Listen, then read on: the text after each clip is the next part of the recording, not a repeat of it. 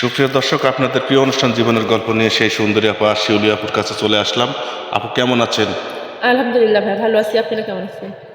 আলহামদুলিল্লাহ ভালো আছি। তো আসলে ভালো আছি বললে ভুল হবে, আসলে আপনার জন্য আমাদের অনেক কষ্ট হচ্ছে। আর মানে আপনার বেশ কিছু ভিডিও ছাড়লাম, এই পর্যন্ত কোনো ভিডিওতে সাড়া পেলাম না।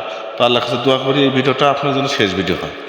উপর আল্লাহ চাইলে পরে সবই সম্ভব। আমরা বান্দারা শুধু মনে করেন যে চেষ্টা ছাড়া কোনো কিছুই না, বুঝছেন? তো অবশ্যই। তো আপু, এই যে এতগুলা ভিডিও ছাড়ার পরে আপনার হচ্ছে কোনো সাড়া পেলাম না, তাও আপনার কেমন লাগছে? একটু হলেও তো খারাপ লাগতেছে। আর দেখেন, বিয়ে শাদীর বিষয়টা কিন্তু নিজেদের হাতে না, উপর আল্লাহর হাতে। তো এখন যার হাড়িতে আমার ভাত আছে আমার রিজিকে, তার সঙ্গে হয়তো আমার একটা সময় কথাবার্তা হবে। আর হয়তো সে পর্যন্ত হয়তো আমরা পৌঁছাই নাই। অবশ্যই অবশ্যই অবশ্যই। আসলে আপু, আপনার শিক্ষাগত যোগ্যতা কত আমরা তো অবশ্যই জানি, ঠিক হ্যাঁ। আছে, কিন্তু আমাদের নতুন কিছু দর্শক আছে, আপনার নাম পরিচয় এবং কোথা থেকে এসেছেন অবশ্যই জানতে চায়। তো সেক্ষেত্রে আপনার নাম পরিচয় এবং আপনার শিক্ষাগত যোগ্যতা কতটুকু আপনি যদি একটু বলতেন। তো আমার নাম মোসাম্মদ শিউলি খাতুন, দেশের বাড়ি সিরাজগঞ্জ উল্লাপাড়াতে। আর শিক্ষাগত যোগ্যতা এসেছি, পরে আর লেখাপড়া করতে পারি নাই, মা মারা গেছে 7 মাস পরে, সেজন্য বন্ধ ছিল। আচ্ছা আপু, অনেকেই প্রশ্ন করে যে মানে আপনার মাটা কতদিন হয়েছে মারা গেছে? এই তো 4 সাড়ে 4 বছর। 4.5 বছর। তার মানে আপনি এসএসসি পাশ করার পরেই মারা না, গেছেন? আমি পরীক্ষা দিতে পারছিলাম না। ওই সময়কে?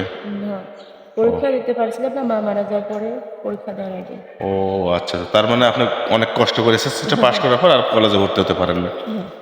সুপ্রিয় দর্শক, আসলে আপনারা শুনতে পাচ্ছেন যে আপুটি অনেক কষ্টে আছে, মানে সৎ মায়ের ঘরে অনেক জ্বালা যন্ত্রণা নিয়ে আছে।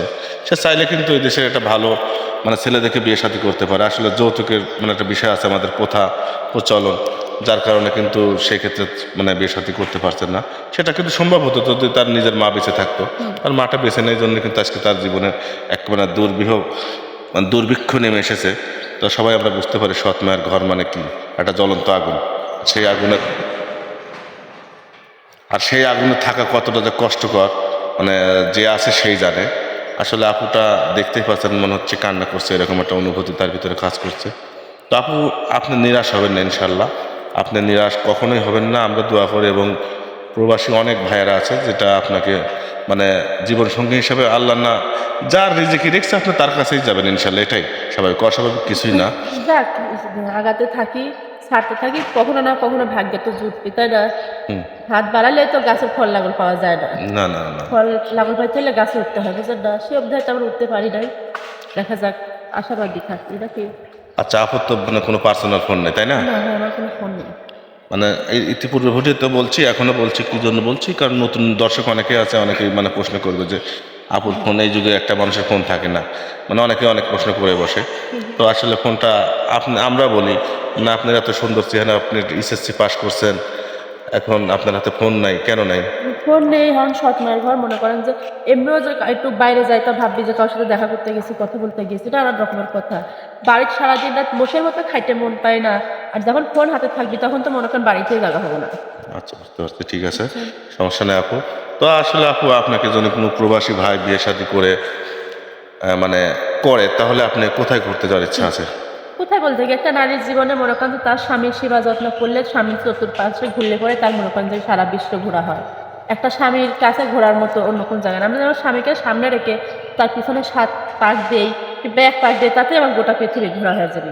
অনেক সুন্দর কথা বলেছেন। আসলে শিক্ষিত মানুষ হলে যেটা বের হয় এবং জ্ঞানী কথা, আপনার আপনার কথা শুনে ভালো লাগলো। সুপ্রিয় দর্শক, আমরা স্ক্রিপ্টটা আর বাড়াতে চাচ্ছি না, মানে 2-4-5 মিনিট একটা মানুষের জীবনের গল্প বলে শেষ করা যায় না। তো আপুর তো শুনতেই পারছেন যে মানে কোনো ফোন নেই। তো দয়া করে কেউ ভিডিও ফোন দিবেন না, অডিও ফোন দিবেন। ভিডিও ফোন দিলে ব্লক করতে বাধ্য থাকবো। ভালো থাকবেন, সুস্থ থাকবেন, আল্লাহ হাফিজ।